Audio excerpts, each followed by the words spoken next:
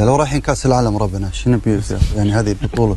لا يعني غير معقول هذا، يعني مع كل احترام وتقدير ابو عمد، الكل يعرف ان الوفد اللاعبين والجهاز الفني والجهاز الطبي والجهاز الاداري، مشرف المنتخب، مدير المنتخب، رئيس الوفد، في لائحه طبعا في لائحه في النظام الاساسي للبطوله. واضح المعايير اصلا هذه خالصين احنا منها من زمان، ولكن لما تطلب يعني رئيس الهيئه الشيخ فهد الناصر او رئيس الاتحاد عبد الله الشاهين تطلب كل هذه، طبعا هو طبيعي جدا ان اللي انا اعرف ان رئيس الاتحاد هو دعا كثير من الاعلاميين، يعني انا اعرف يوميات رئيس الاتحاد اكثر من يوميات منتخب الكويت على فكره، يعني منتخب شاب وقادم لهذه البطوله، ولكن الرئيس الاتحاد هو يتحمل جزء، لا يتحمل الجزء الاخوان في العراق. الكل يعلم ابو حمد، يعني العراق متى اخر بطوله نظمها؟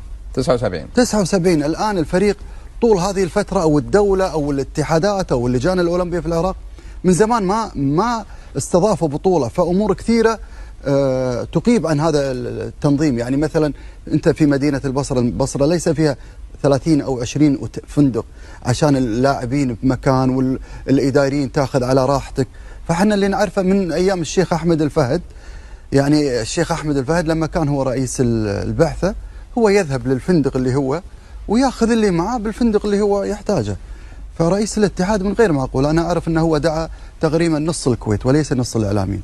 فلا جد والله، فهذا غير معقول اللي يعمله، لان انت ما ذاهب في منتخب شاب ومنتخب 14 لاعب ابو حمد صغار بالسن اول مره يدخلون في هذه البطوله، فلا بد يكون ايضا حتى الاعلام بعيد عن هذا المنتخب.